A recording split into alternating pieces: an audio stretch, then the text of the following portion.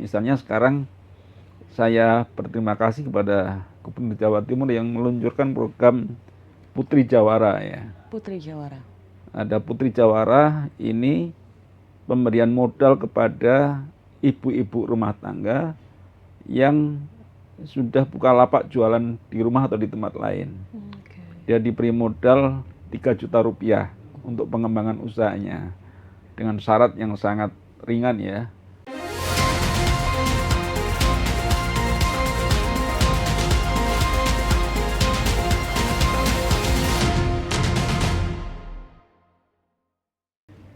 Assalamualaikum warahmatullahi wabarakatuh. Salam sejahtera untuk kita semua. Shalom, Namo Buddhaya, Om Swastiastu, dan salam kebajikan. Tribuners, kembali lagi bersama saya Cindy dalam podcast DPRD Jawa Timur, Gebrakan Wakil Rakyat. Tribuners, kemiskinan dan juga ketimpangan sosial masih menjadi persoalan fundamental yang mempengaruhi kualitas hidup masyarakat di berbagai daerah di Indonesia, termasuk di Provinsi Jawa Timur.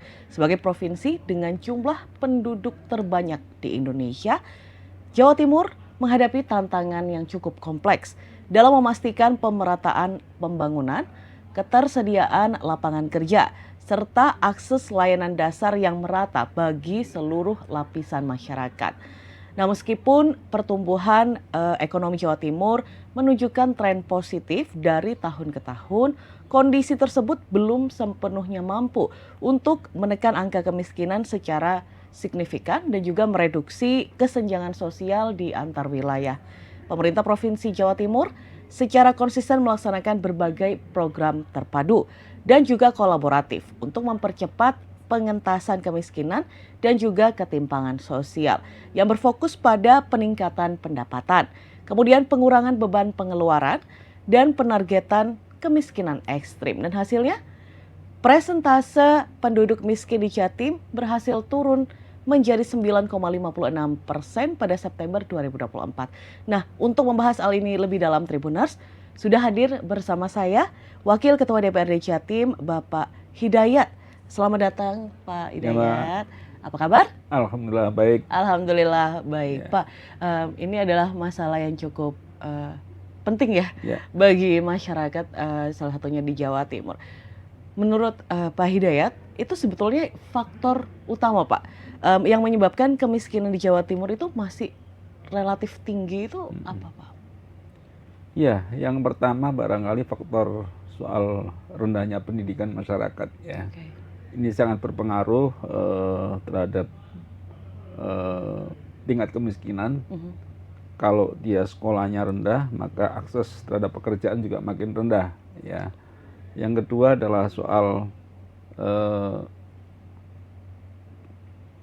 ketertimpangan wilayah ya, di mana infrastruktur dasar di berbagai daerah yang belum terjangkau sehingga mobilitas orang menjadi terbatas, sumber daya ekonomi tidak bisa digali dengan baik, akhirnya mempersempit lapangan kerja.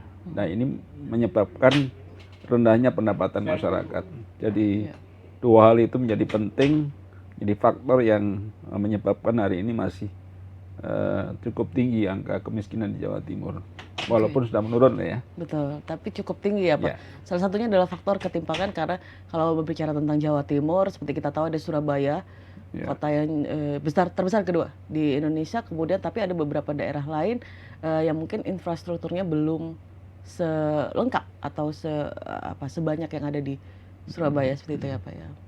Baik, Pak Hidayat, kemudian dari DPRD Jatim sendiri Pak, bagaimana Pak memastikan bahwa ini ada rencana pembangunan jangka menengah daerah itu memprioritaskan percepatan pengentasan kemiskinan dan juga seperti yang Bapak tadi bilang adalah pengurangan ketimpangan sosialnya supaya tidak terlalu beda jauh, itu seperti apa Pak?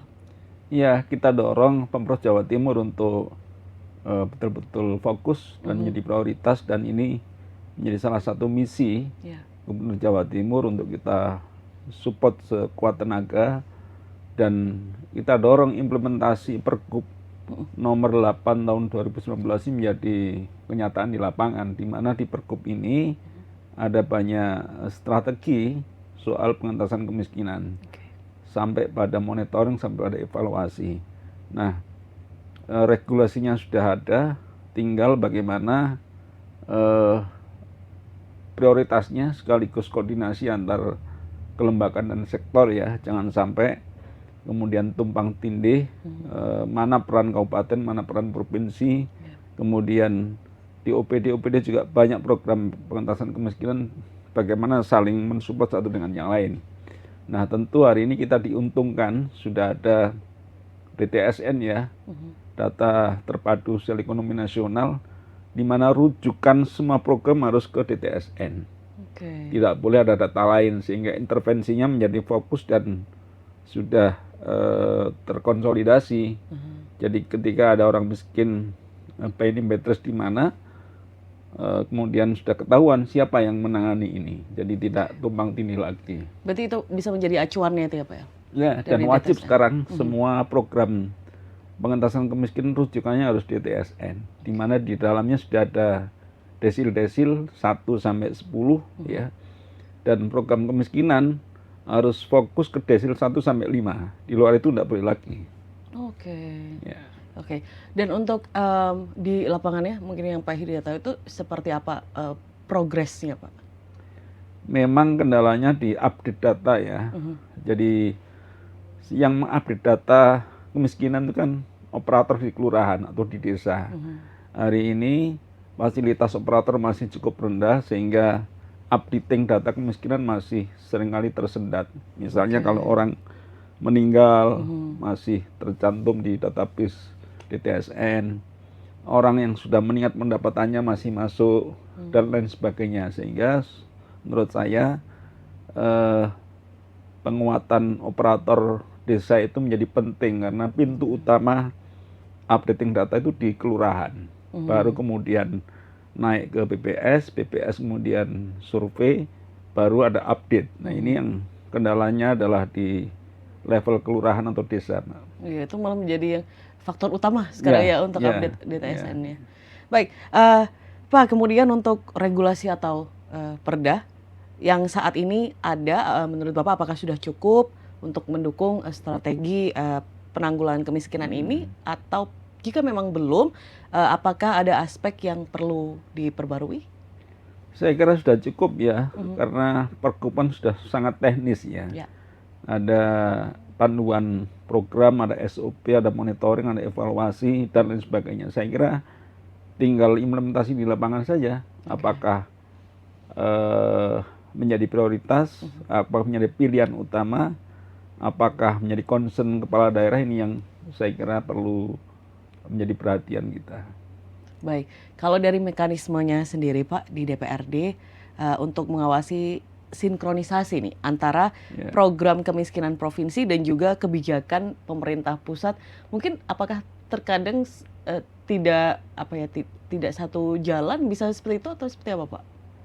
Ya tadi yang saya katakan sekarang sudah mulai terkonsolidasi ya, karena rujukannya satu data. Patokannya itu ya. Tetapi yang jadi problem adalah ada program-program yang saling berhimpitan satu dengan yang lain antar OPD dan pemerintah kabupaten. Ini yang menyebabkan inefisiensi ya, sekaligus high cost ya. Mestinya satu keluarga cukup satu program, makanya menerima banyak program. Ini yang saya kira menjadi evaluasi. Jadi harapan saya koordinasinya harus makin kuat, rujukannya harus sudah fokus ke DTSN, dan sudah harus ada pembagian intervensi antara kota kabupaten dengan pemerintah provinsi.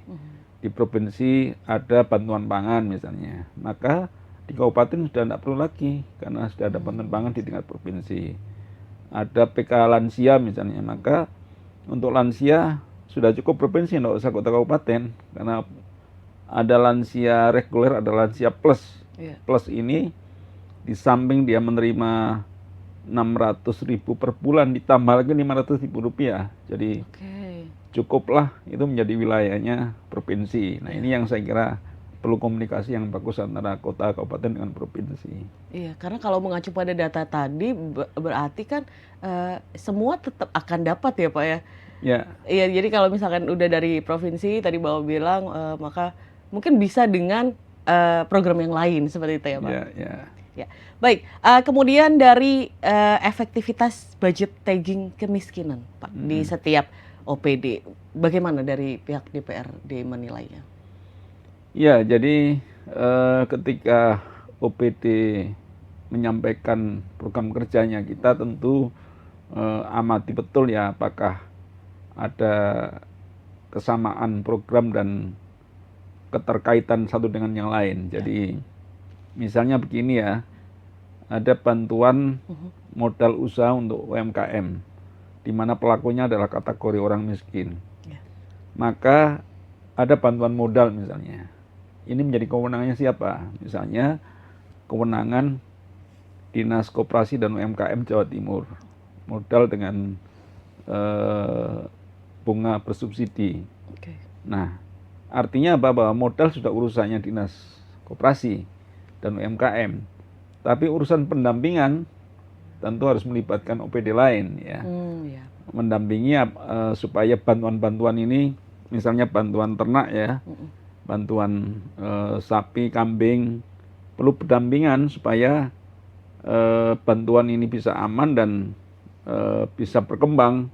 Kita kan sering mendapati ketika sudah dibantu ternak, hewan ternak, kambing, sapi, tapi tiba-tiba ada alasan sapinya mati, ada alasan sapinya sakit, tapi faktanya maaf ya, barangkali ada kasus dijual dan sebagainya. Nah ini karena lemahnya pendampingan di lapangan. Maksud saya ada yang memberi modal, OPD, tapi juga ada yang mendampingi sehingga prosesnya bisa saling mendukung satu dengan yang lain.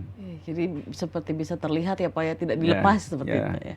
Baik, tadi Bapak menyinggung tentang kemungkinan adanya tumpang tindih Pak antar instansi. Nah, dari DPRD Jatim sendiri itu apakah menjadi tantangan? Apakah tadi disebutkan bahwa komunikasi yang bisa menjadikan itu tumpang tindih Pak? Iya, ketika pembahasan anggaran kan kita betul-betul amati ketika di Banggar ya. Di Banggar itu ada TAPD, tim anggaran yang mensinkronisasi semua program OPD. Nah, di situ kita betul-betul cermati jangan sampai alokasi anggaran OPD itu sekali lagi berhimpitan dengan OPD lain. Kita cermati betul mana OPD yang fokus pada pemberian bantuan sosial langsung, mana yang memberi kail misalnya, mana yang memberi modal, harus betul-betul termonitor dan terkoordinasi dengan baik. Jadi peran kita pada persoalan plannya harus matang, kemudian siapa menangani apa juga harus baik sehingga di lapangan tidak terjadi benturan-benturan. Ya, baik, Pak. Kemudian kalau misalkan temuan di lapangan, ya Pak, apakah ada yang tidak mencapai target dan untuk pengentasan kemiskinannya ini, dan dari DPRD Jatim sendiri menindaklanjutinya jika ada yang seperti itu seperti apa Pak? Ya, dengan penurunan angka kemiskinan yang masih rendah ini kan membuktikan bahwa ada program yang tidak efektif ya. Ada program yang tidak efektif. Nah, sehingga perlu evaluasi rutin ya, karena tadi yang saya katakan sudah satu data, jadi sudah jelas siapa dan harus mengerjakan apa. Maka ketika ada intervensi yang gagal, tentu menjadi PR kita dan siapa yang harus bertanggung jawab. Misalnya sudah kita bantu hewan ternak ya, ternyata dalam kurun waktu tertentu tidak berdampak ke pendapatan dia, malah tadi yang saya katakan dijual untuk kepentingan yang lain-lain. Maka ini siapa yang bertanggung jawab ya, kemudian apa langkah-langkah lanjutannya, ini harus betul-betul termonitor. Jadi maksud saya ketika angka penurunan itu sudah terjadi, sebetulnya angka ini di mana dan siapa, nah, itu yang penting. Jadi supaya betul-betul termonitor by name by trace-nya. Jadi si A ini pendapatannya sudah naik, maka dia sudah lepas dari kategori orang miskin, desilnya sudah naik, kemudian harus ada yang lapor ke operator desa, dia dihapus dari desil 1 sampai 5, dia masuk desil 6 sampai 10. Nah, itu kan proses yang panjang yang butuh konsentrasi ya, butuh fokus ya. Sehingga betul-betul termonitor apakah program ini gagal atau tidak. Iya. Kalau yang temuan dari Pak Hidayat di lapangan, apakah ada Pak yang misalkan tadi disebutkan bahwa sebetulnya apa berarti penghasilannya itu sudah meningkat, jadi dia sudah tidak masuk dalam kategori miskin. Tadi disebutkan bahwa kemungkinan besar dari kelurahan yang update-nya tidak terbaru gitu ya Pak ya. Tapi adakah Pak yang dari itu dari masyarakat sendiri gitu, yang nggak apa-apa deh, saya dapat bantuan gitu, apa pernah ada kasus seperti itu apa seperti apa Pak? Masih ada sampai hari ini, terbukti ya. Ketika ada program menempeli stiker di rumah-rumah kan ada yang menolak. Ya. Bener ya. Tempeli keluarga miskin itu menolak. Kenapa menolak? Dia secara pribadi malu karena sudah cukup buat ditempeli. Nah, dari situ kemudian ada yang secara langsung menyatakan mundur dari kategori orang miskin. Jadi ya tentu ada plus minusnya ketika ditempel di stiker itu ya. Ada yang menganggap ini bagian dari merendahkan orang, tapi sisi lain ternyata cukup efektif untuk menggugah, melihat bahwa sebetulnya saya sudah mampu. Kalau ditempeli maka dilihat banyak orang yang saya malu. Nah, sehingga secara sadar dia mundur dari kategori orang miskin. Oke. Pak Hidayat, kemudian kita ngomongin tentang pengentasan kemiskinan ini ada banyak sekali cara dan program ya Pak ya. Nah, dari beberapa program ini Pak, seperti bantuan sosial, pemberdayaan, peningkatan akses layanan dasar dan juga penciptaan lapangan kerja serta masih banyak lainnya. Menurut dari DPRD Jatim sendiri yang paling efektif untuk diprioritaskan itu apa Pak? Program yang pemberdayaan ya. Jadi bantuan sosial langsung ini kan untuk kepentingan jangka pendek ya. Bagaimana orang bisa makan hari ini dan besok ya. Tetapi jangka menengah dan panjangnya adalah pemberdayaan. Tentu menurut saya keluarga-keluarga miskin ini pasti punya potensi ya. Pasti punya skill. Tetapi terabaikan karena tadi tidak ada yang intervensi. Nah, sehingga perlu banyak intervensi melalui pemberdayaan keluarga. Misalnya sekarang saya berterima kasih kepada Gubernur Jawa Timur yang meluncurkan program Putri Jawara ya. Putri Jawara. Ada Putri Jawara, ini pemberian modal kepada ibu-ibu rumah tangga yang sudah buka lapak jualan di rumah atau di tempat lain. Dia diberi modal 3 juta rupiah untuk pengembangan usahanya dengan syarat yang sangat ringan ya. Ya tadi kategorinya harus desil 1 sampai 5. Jadi ini menarik dan peminatnya cukup banyak, dan kalau pendapatan ibu-ibu atau mak-mak ini meningkat maka sangat yakin akan meningkatkan kesejahteraan keluarga di berbagai tempat. Iya, dan dari program-program itu Pak, ini pemberdayaan ekonomi, tadi termasuk dalam pemberdayaan ekonomi. Itu ada juga seperti pelatihan vokasi, kemudian inkubasi bisnis. Nah, seperti itu dari Pak Hidayat ataupun dari DPRD Jatim sendiri menilainya sebesar itukah dampaknya nanti untuk mengentaskan kemiskinan di Jawa Timur gitu. Maksud saya kalau misalkan ada beberapa yang mungkin ya Pak, itu ada di lapangan yang kayak saya maunya langsung aja deh, tunai aja. Itu mungkin apakah ada yang seperti itu atau seperti apa? Ya ada sebagian kecil yang berpikir jangka pendek ya. Kalau itu kategori lansia saya kira bisa dipahami, tetapi kalau masih usia produktif saya kira itu harus jangka pendek ya, harus jangka pendek. Di saat dia memulai usaha memang butuh konsumsi ya, dibantu tapi juga ada pemberdayaan.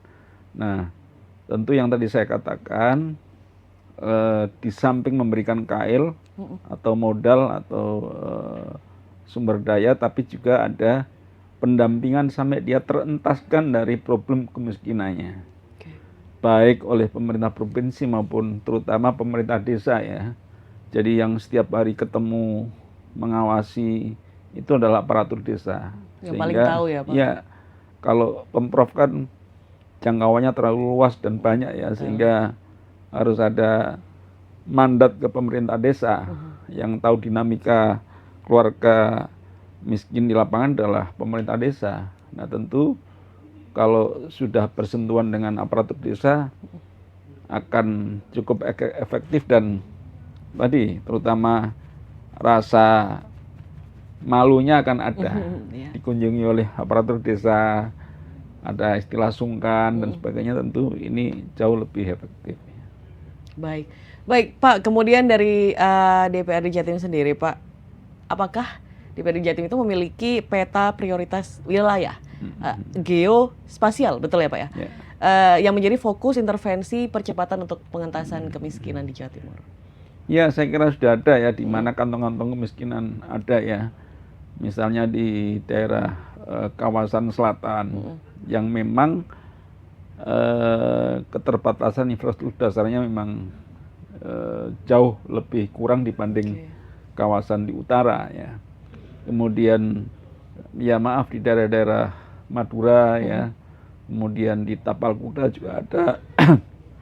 Jadi petanya sudah ada. Ya tadi yang saya katakan sudah sampai pada PNM trace-nya sudah ada semua. Profilnya sudah ada, tinggal di titik mana harus jadi prioritas, itu aja. Baik, Pak, kalau ngomongin tentang kemiskinan itu tidak lepas dari ada kesehatan dan juga pendidikan. Dari DPRD Jatim sendiri, Pak, itu strategi untuk mengurangi ketimpangan kualitas pendidikan dan juga kesehatan di perkotaan dan juga perdesaan di Jawa Timur, itu seperti apa strateginya, Pak? Ya, di soal pendidikan saya kira kita apresiasi ya, Gubernur Jawa Timur mencanangkan pendidikan gratis di tingkat SMA. Ini mendorong anak-anak jangan sampai putus sekolah di sampai SMP ya. Anak-anak harus lulus SMA, terutama SMK, di mana dia lulus sudah punya skill, sudah punya kompetensi tertentu, sehingga akan memudahkan untuk bekerja atau menciptakan lapangan kerja. Nah, sisi lain di SMP dan SD juga sudah banyak program, ada POS, ada KIP dan sebagainya. Ini mengurangi keterputusan sekolah. Sekali lagi kalau pendidikannya anak-anak tinggi tentu akan memudahkan dia untuk menciptakan lapangan kerja atau bekerja di tempat-tempat lain. Di sektor kesehatan barangkali juga sudah ada BPJS ya. Betul ya. BPJS kesehatan, tenaga kerja dan sebagainya. Dan juga kita sudah mendengar programnya Pak Presiden, ada cek kesehatan gratis terhadap semua orang. Artinya pemerintah mendorong supaya masyarakat sudah bisa mengetahui sejak dini penyakit apa yang dia alami, sehingga ada antisipasi dan tidak high cost ke depan. Tiba-tiba sakit berat, tentu biayanya sangat tinggi. Nah, kita apresiasi program ini, masyarakat sudah menggunakan program ini dengan baik, sudah jutaan orang cek kesehatan gratis, sehingga sekali lagi antisipasi jauh lebih baik. Baik, tapi Pak, kalau misalkan seperti itu, untuk masyarakat yang ada di daerah yang mungkin lebih terpencil di Jawa Timur, bisa jadi tuh belum mendengar ada program-program seperti itu. Nah, menurut Bapak sendiri tuh bagaimana caranya supaya mereka juga dapat merasakan beragam program yang bagus sekali gitu sebenarnya untuk mereka juga? Ya, sebetulnya kan prioritas kita adalah layanan kesehatan di tingkat bawah ya, terutama di puskesmas. Tapi hari ini memang harus kita akui sarananya masih terbatas. bidan desa juga masih terbatas. Di desa itu kan kadang-kadang ada 4 dusun, 5 dusun ya, yang wilayahnya jauh-jauh. Sehingga kalau dia mau berobat di tahap pertama kan juga jangkauannya juga cukup jauh. Karena puskesmas di desa hanya di tingkat kecamatan ya, cukup jauh. Sehingga ya ini PR-nya adalah peningkatan kualitas layanan di puskesmas, memperbanyak bidan-bidan desa, sehingga mudah dijangkau oleh masyarakat di bawah. Baik, berarti aksesnya juga yang diperbaiki gitu ya Pak ya? Ya. Baik Pak Hidayat, tadi sempat disinggung tentang infrastruktur, ketimpangan infrastruktur antara beberapa kota dan desa, terutama yang ada di Jawa Timur. Dari DPRD Jatim sendiri Pak menilainya, bagaimana ketimpangan infrastruktur itu apakah menjadi penyebab bisa menjadi penyebab dari kesenjangan sosial juga yang begitu besar? Iya, sudah pasti ya. Jadi infrastruktur dasar itu kan banyak ya. Pendidikan, kesehatan, kemudian jalan ya. Konektivitas satu dengan yang lain itu penting. Dan ini tentu sangat berpengaruh kepada kualitas sumber daya manusia di berbagai tempat. Misalnya dulu kita seringkali mendiskusikan soal stunting ya. Jadi di berbagai daerah di wilayah selatan stuntingnya cukup tinggi. Tentu ini berpengaruh sekali terhadap kualitas anak-anak di masa depan. Nah, hari ini kita bersyukur sudah ada MBG, makan bergizi gratis yang menjangkau hampir di pelosok-pelosok desa. Ini menunjukkan bahwa infrastruktur dasar soal gizi juga sudah terlayani dengan baik. Kemudian ada sekolah rakyat ya, yang dimana sekolah ini adalah diperuntukkan oleh anak-anak yang tidak mampu, yang hari ini ternyata kualitasnya jauh lebih baik dari sekolah-sekolah negeri yang ada. Ini kita apresiasi. Ini bagian dari upaya untuk mencegah berkembangnya orang miskin di Indonesia. Jadi SDM-nya terus ditingkatkan. Ya, jadi kalau bapaknya pemulung ya anaknya jangan sampai jadi pemulung kan begitu. Nah, kalau bapaknya menjadi buruh tani ya gimana nanti anaknya jadi juragan gabah di desanya kan begitu. Baik, Pak, ngomongin tentang program percepatan pengentasan kemiskinan itu bukan hal yang sehari 2 hari bisa dilakukan. Dari DPRD Jatim sendiri, itu seperti apa Pak untuk memastikan bahwa program-program itu tuh akan berlangsungnya secara berkelanjutan gitu? Iya, jadi saya kira ada 3 hal yang penting. Yang pertama adalah perencanaan harus matang, ya. Perencanaan harus betul-betul terkonsep dengan baik, implementasinya juga efektif, efisien, kemudian dipastikan punya dampak yang luas atau besar terhadap sasaran ya, terutama penduduk miskin. Jadi 3 hal itu saya kira menjadi concern semua pihak ya. Kalau plannya tidak matang, saya kira implementasinya akan juga mengalami banyak masalah. Kalau implementasi masalah, tentu dampaknya juga tidak akan terjadi ya. Oleh karena itu, terus harus ada evaluasi, monitoring, pengawasan sehingga tahapan-tahapan ini bisa berjalan dengan baik. Baik, Pak Hidayat, ini kita sampai ke yang terakhir ini Pak. Pak Hidayat, monggo kalau ada pesan untuk beragam pihak ya, berbagai pihak, karena ini tidak hanya 1-2 pihak yang berusaha untuk ikut mengentaskan kemiskinan, terutama di Jawa Timur ini.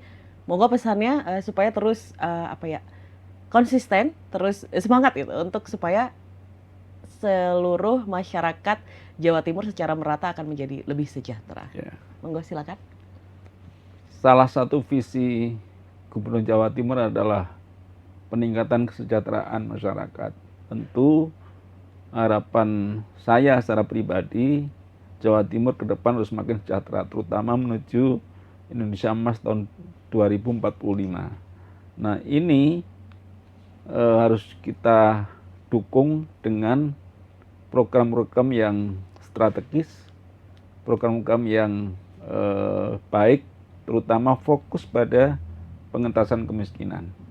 Masyarakat kita tentu sangat berharap ada banyak intervensi, ada banyak program yang bisa mereka nikmati, dan yang terpenting adalah bahwa ada kolaborasi yang kuat antara masyarakat, kemudian dunia usaha, pemerintah, dan kami sebagai legislatif juga harus berkolaborasi sehingga program itu berjalan dengan efektif. Kita ingin dari tahun ke tahun angka kemiskinan jadi turun, dan betapa senangnya kemudian satu saat akan zero orang miskin. Tentu Amin.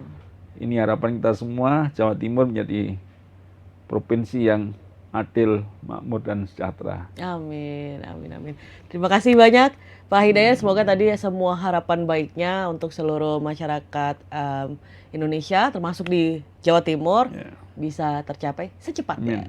Amin, amin. Terima kasih banyak sekali lagi Pak Hidayat, dan terima kasih juga Tribuners sudah menonton episode kali ini. Dan kita akan kembali lagi dalam episode selanjutnya dengan tema yang tidak kalah menarik lainnya. Tetap di podcast DPRD Jawa Timur, Gebrakan Wakil Rakyat. Saya Cindy beserta kru Tribun Jatim Network pamit undur diri. Wassalamualaikum warahmatullahi wabarakatuh.